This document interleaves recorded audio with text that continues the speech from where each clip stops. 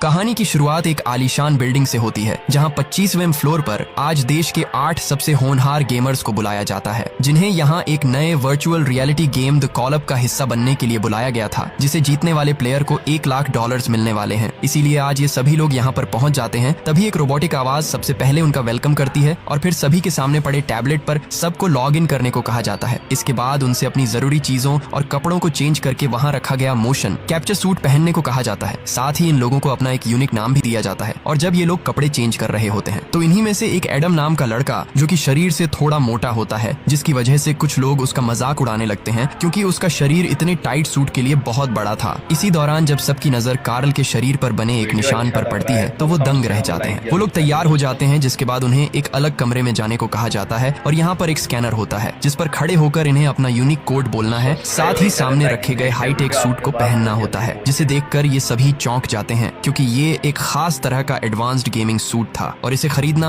हर किसी के बस की बात नहीं थी। इसलिए सभी अपना अपना सूट पहन लेते हैं। सभी उस वर्चुअल रियलिटी हेलमेट को पहनते हैं। वैसे ही खाली दिखने वाला वो कमरा अचानक एक रियलिस्टिक वर्ल्ड में बदल जाता है। देखते ही देखते उनके सूट मिलिट्री यूनिफॉर्म में कन्वर्ट हो जाते हैं और ये बिल्डिंग एक अलग दुनिया लगने लगती है। मगर हकीकत में ये सारी चीजें असली नहीं थी। इसी बीच उनके सामने एक सार्जेंट आता है जो उन्हें उनके मिशन के बारे में बताते हैं। ये सभी सार्जेंट को देखकर चौंक जाते हैं और जैसे ही उसे देखने के लिए अपना हेलमेट उतारते हैं तो सार्जेंट वहाँ से गायब हो जाता है। दरअसल ये सार्जेंट एक इमेजिनरी ट्यूटोरियल आगे का रास्ता दिखाने वाला था। अब ग्रुप मेंबर्स सार्जेंट के पीछे पीछे एक दूसरे कमरे में जाते हैं जहां उनके सामने हथियार होते हैं, जिन्हें उन हथियारों से पहले प्रैक्टिस करवाई जाती है। फिर सार्जेंट उन लोगों को बताते हैं कि इस पूरी बिल्डिंग में रशियन टेररिस्ट ने हमला कर दिया है, जगह जगह पर उनका कब्जा है। उन लोगों को 25वें फ्लोर से लेकर नीचे तक उनका खात्मा करना होगा। हालांकि इस बीच अगर उनमें से किसी को दुश्मन की गोली लगती है तो उनकी सेफ्टी जैकेट तुरंत डैमेज हो जाएगी, लेकिन इस दौरान उन्हें दूसरी गोली लग गई तो फिर उनकी जान भी जा सकती है। सबके पास एक इमरजेंसी इंजेक्शन भी होता है जिससे वो अपनी जान बचा सकते हैं, मगर इसकी भी सिर्फ एक ही डोज उनके पास रहती है। और उनमें से जो भी दुश्मन को मारते मारते जिंदा ग्राउंड फ्लोर तक बच जाएगा वही इस खेल का असली विनर होगा और उसे ही $1 लाख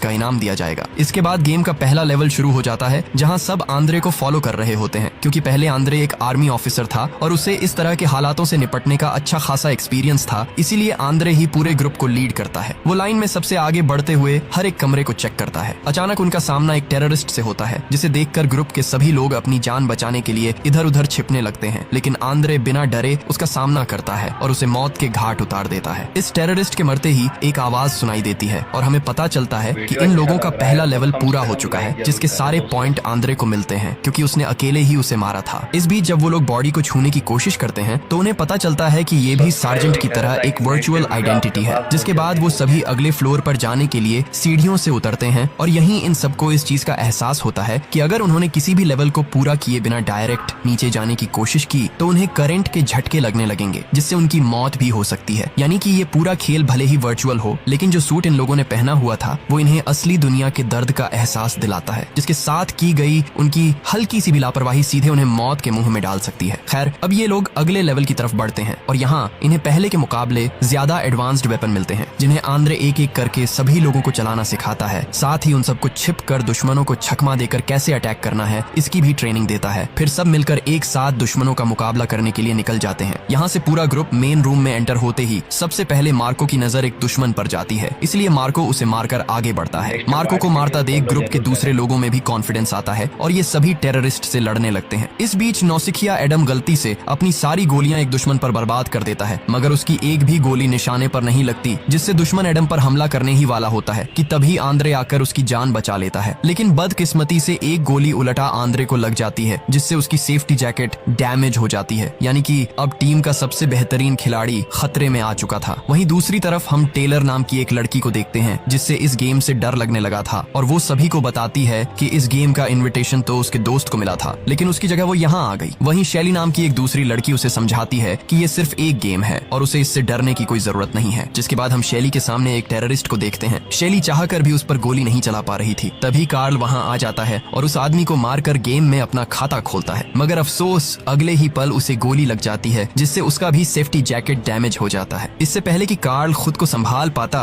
उसे टेररिस्ट की दूसरी गोली लग जाती है, जिससे कार्ल अब बुरी तरह घायल हो चुका था। इसी बीच शैली आकर उस टेररिस्ट को मार गिराती है और कार्ल को संभालने के लिए उसके पास जाती है, जो कि दर्द से बुरी तरह तड़प रहा था। यहाँ शैली अपना हेलमेट उतारकर ये देखने की कोशिश करती है कि कहीं उसे सच में गोली तो नहीं लगी, लेकिन हकीकत में कार्ल